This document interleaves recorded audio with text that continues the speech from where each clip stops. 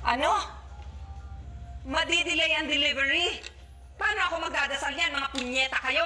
Eh kasi naman, madam, ang gusto mo, 5 feet, nag-down ka magkano? 500 pesos. Gcash mo pa. Eh di abonado pa ako sa cash out. Wala pong kahoy na 500 pesos.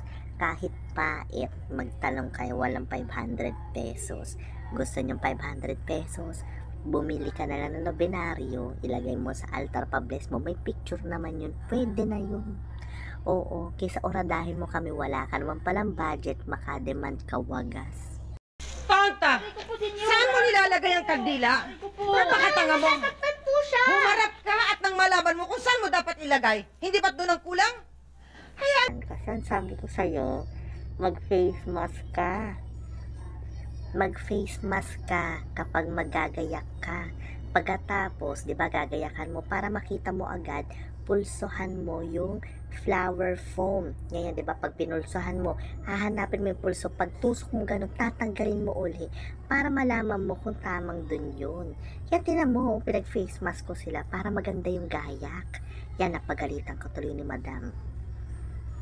Halika din, mag-face mask ka, binigyan na kita ng face mask, di ba?